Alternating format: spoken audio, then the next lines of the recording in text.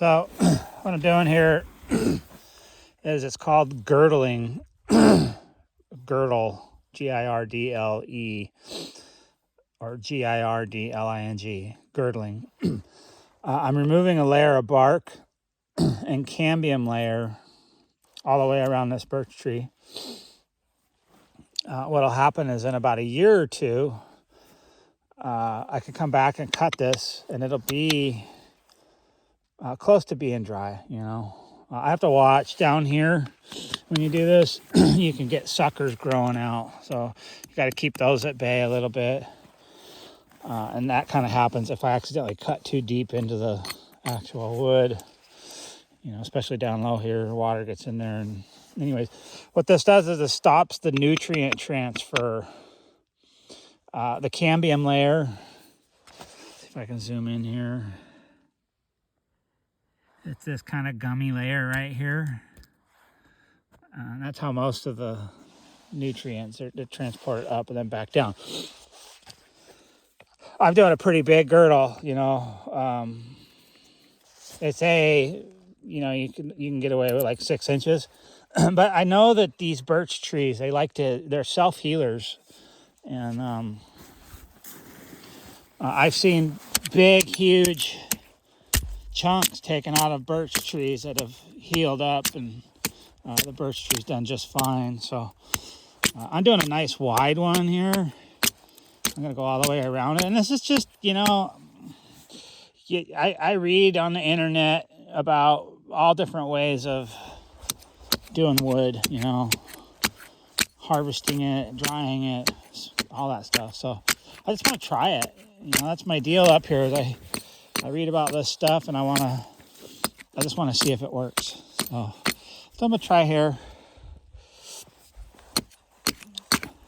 You know, everything that we have 2 houses. The house in Willow has 1 wood stove in it. And I imagine once I get a sauna hooked up, there'll be another wood stove. And then this place here where I'm at, you see, there's my place right there. I have 2 wood stoves in the main house, and then 1 wood stove out in that shop out there. So there's 3 wood stoves here,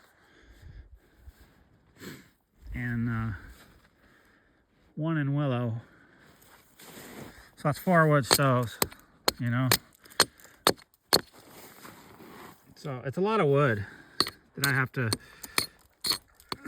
keep up on. And I'm not very good at, you know, putting wood up for the winter, just because the summers are so short here. You know, we'll get around the other side of this thing. You know, we can always find all kinds of other fun stuff to do besides firewood.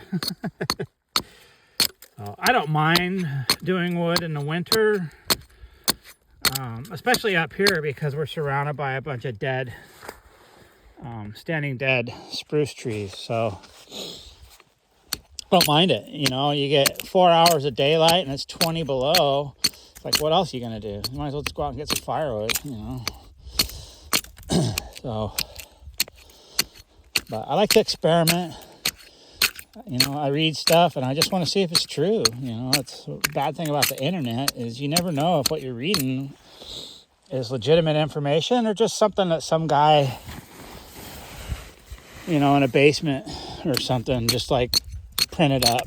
So, or, you know, post it online or whatever. So I want to try, you know, at the Holzhausen, however you say it. That you know, the round wood pile that I'm doing, I did one a couple years ago just to see. It's like, all right, I want to see proof that this is a better way to season firewood. So I tried it, and I was very, very impressed with it. I was so impressed that this year I'm building another one. Let me take a break here and I'll go show you my other one that I'm building.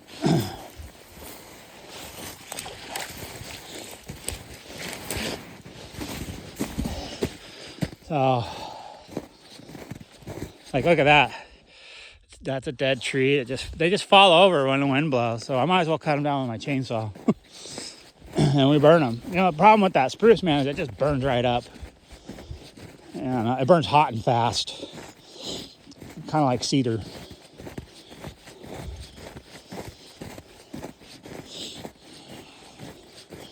But we're wrapping it up here, kind of. I'll come back up one more time. I want to mount cameras out here, so I'm going to come back and put some cameras up that we can monitor what's going on out here with our cell phones. So I'm going to try to get some wood in the shed. Just, you know, you can see I've been overflow, right? When I get a bunch of wood cut, I'll just throw it in here. But here's my whole housing this year. This time what I decided to do was utilize this nice spruce tree here. It's a female spruce tree. And I'll tell you how I know that. So these black spruce trees, both sexes have pine cones.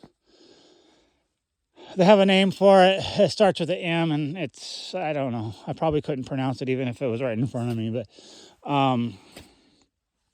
the male spruce trees, they'll have small cones on the lower branches. And this doesn't have any. And the female trees, they'll have like clumps of cone up at the top. Let me get on the other side of the sun here.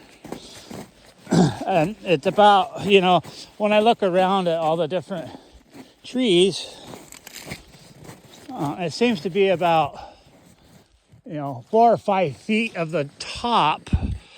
I'll show you this if I could zoom in here. Let's see if we can do this. Come on now. I don't know if you can see up there, but there's a bunch of little cones. Oh, don't put my finger in there. See those little pine cones? They're just at the top of the tree. And as I scan down the tree, there's no more pine cones. So that's how you distinguish a female from a male black spruce. There's a little useless information. So what I did, I stacked it around the spruce tree, hoping that the branches kind of work as an umbrella. I'm still going to go up and kind of make it, you know, like a cone at the top. And I'll stack pieces with the bark side out and try to lap it like shingles so that when whatever water gets through these spruce branches, it hits that and it's like a shingled roof and it flows off. So the thing with these, there's a science behind it. So all the air, all the sides, the air comes in through the side, and because of the way it's shaped and how it's going to have a conical top, there's a good word, conical, it'll be forced, kind of like a chimney on a house, it'll be forced to pull the air up and out. Now, I don't know that the spruce tree is going to restrict that. That's why I'm just doing an experiment here. The last one I built, I did not put it around a tree.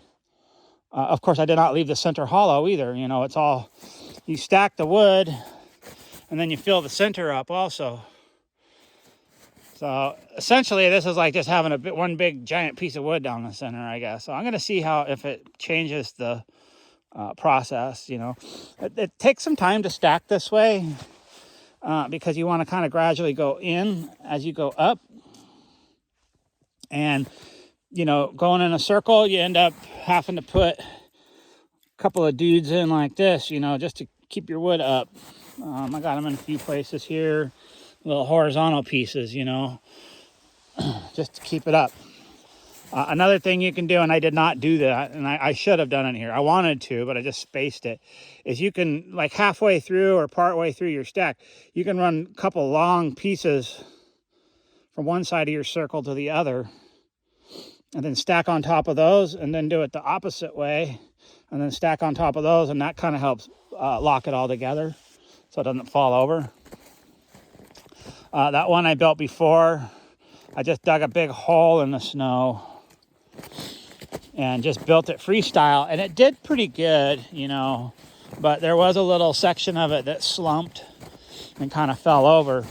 It didn't change the way that wood seasoned. It just, you know, it just made it look kind of goofy when I showed back up. But that wood was a heck of a lot more seasoned.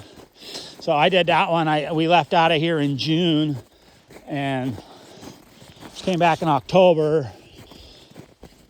So you got June. It was June 1st we left. So June, July, August, September, 5 months. And I'm going to say that wood wasn't 100% seasoned. I don't have a moisture checker, but man, it was light and it burned very, very good. Very little smoke. So I knew I had something there. I'll show you something else. You know, I like these big birch trees because you get about sometimes 8 to 10 pieces of firewood out of one round. But so I dropped this big dude. Where's my gun? Thought it was a good looking tree. I did notice that it had these mushrooms growing on the side, but I was like, it's probably still good. It's not. I mean, look at this. That's all rot. So the whole center of this tree was rotting out. So that tells me something, that even as minimal as I think the mushroom growth is on a tree, it's still going to be rotten if it's got mushrooms on it.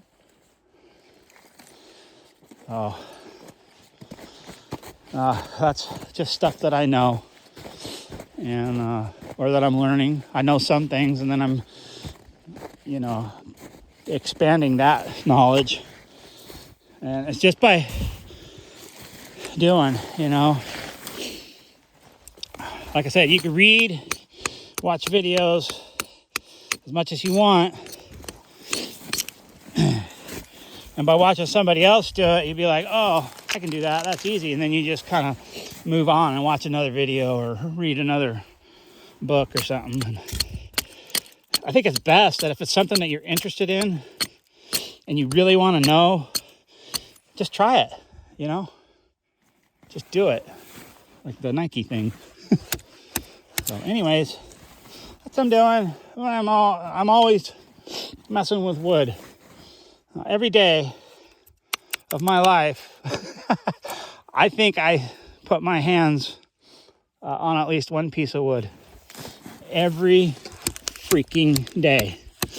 Even if it's just something so simple as the handrail on stairs. But for the most part, I'm either handling lumber, logs, firewood, you know, sometimes I'm cleaning up brush. That's the other thing, you know, the dead spruce, it's convenient and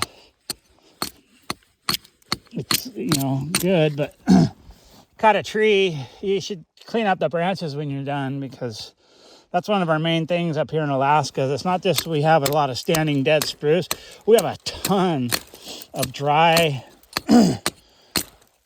tender on the ground, you know. So, you know, trying to keep the ground around your area that you're logging, keep the branches picked up, you know, because that's just that many less branches on the ground.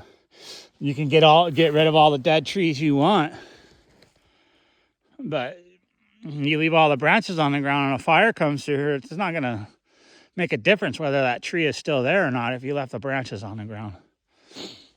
So I try to clean it up a little bit as I cut. Now, I wasn't doing that in the beginning because I was so excited when I got out here.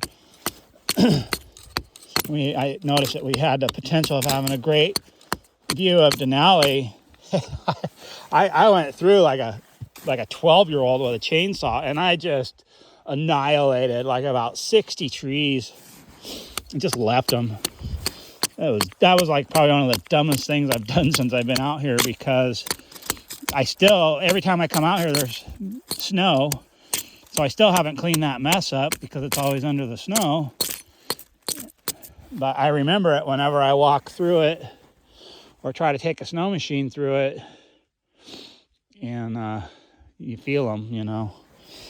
Those trees are still there laying down. So it's been absolutely gorgeous out here. We haven't ran the generator. We got perfect sun, perfect solar. So we get free electricity that way, which is good because the price of gas is kind of high right now. So that leaves us more gas money for taking the snow machines out and exploring and having a good time. And that's what we've been doing, you know. I had a leaky roof over there at the house. So as soon as the snow slid off, for the most part, I got up there and fixed the leak. I hope I fixed the leak. I won't know till it rains again, but I'm pretty sure I did. I'm pretty sure I located the spots that were leaking. It was right around the dormers. When they flashed around the dormers, they didn't let any of their flashing come past. You know, when you do flashing, if you have like a 90-degree corner, you should let a piece come past and another piece come past and overlap, and then silicone in it. And they didn't. They just ran a piece on the face of the dormer here, and then a piece down the edge, and a big gap right on the corner. And inside the house, that's exactly how it was leaking. It was coming through that big gap, running along the wall, and coming out on the bottom plate. So the floor was wet. So anyways, got that all fixed. You know, we got our new machines, so I've been able to do a little more exploring up here and really just get some distance on my traveling to see what's out here. And it's absolutely amazing up here. I can't imagine being in remote Alaska and not being able to travel, you know, not being able to just get out and see everything that your area has to offer, because there's a lot out here, man. Matter of fact, today I was out dinking around. I'll show you what I found. I like to ride slow and keep my head on a swivel. Like I said, there's so much to see out here, you know. So this forest is full of this stuff. This is chaga. Whoops. So I found some chaga today. It was very easy to spot. Big, black, just huge. And I only take 50% of what's on the tree, because that way it'll just keep reproducing, you know. But there's so much chaga out here. I mean, I could fill up a dump truck with just, you know, walking around all this area here. It's just everywhere.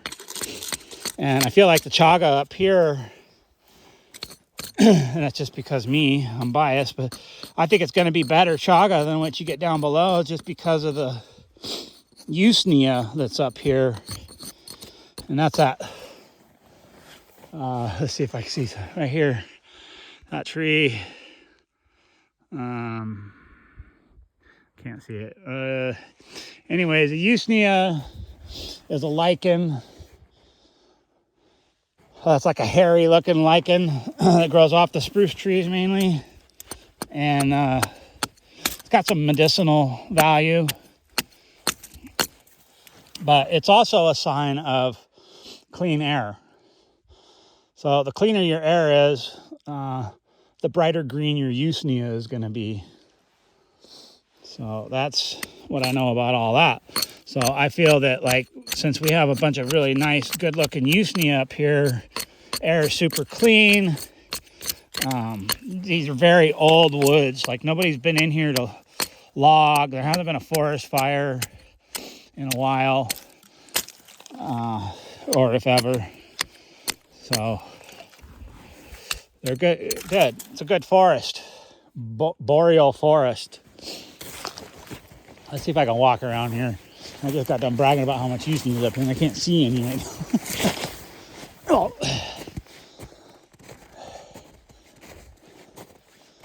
What do we got? What do we got? I know where there's some. Actually, yeah. This is our trail. I put this trail in when we first got the place because the old trail, which is down over there, I've been rode over so many times with four-wheelers and Argos. The guy that lived here before had an Argo.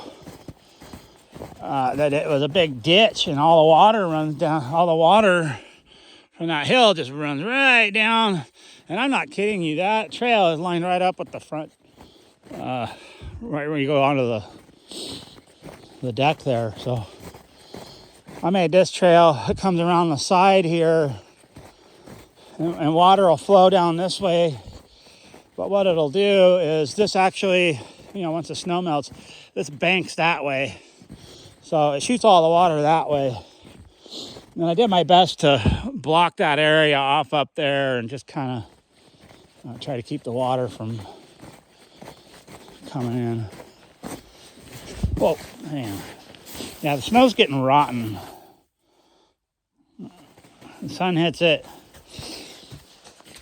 So that's a outhouse. And let's see, I'm gonna walk in this snow here. I'll show you what we got. It'll be a long video about whatever. So this is Usnea. See how pretty green that is? And eventually it'll turn kind of blackish, They call it old man's beard. A lot of antioxidants and, it's like an immune boost. Same with the chaga. And that's the other thing, if you live in the woods, I feel it's important to know what Mother Nature has to offer all the way around. See, we're getting water in here.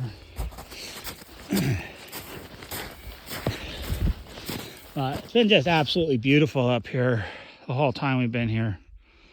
Oh, there's a few clouds. There's the dormers I was talking about. They're leaking all along that edge there, right in the corners, outside corners there. So I sealed all that up. But, so we're 2 solar panels. I'm doing everything up here with 2 solar panels, 600 watts. And I'm getting maximum. I'm getting is like, well, they're like 620. I think they're 310 watt panels. And I'm getting 590 watts off the sun charging my battery, so that's good. I have 4 6-volt silicone gel batteries. And it takes about, I don't know, 3, maybe 4 hours to charge them. They're usually charged by 2. And that lasts us, They're not even dead all the way whenever the sun starts pushing power back. So that's nice. We're not burning a lot of power up here anyways. We got like a flat screen TV, charging a cell phone, laptop, iPad. What else? I got my cook stove. Has an electric thermostat on it, so that sucks some juice whenever you're baking. But other than that, we don't use much electricity up here.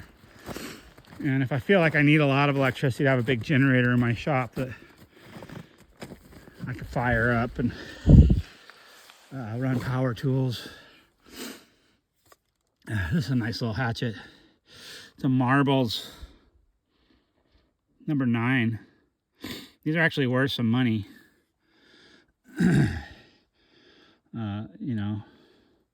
If I wanted to, I could probably get $100, $150 on eBay for this thing, but I like it. It's got a little tiny handle on it, a little baby hatchet.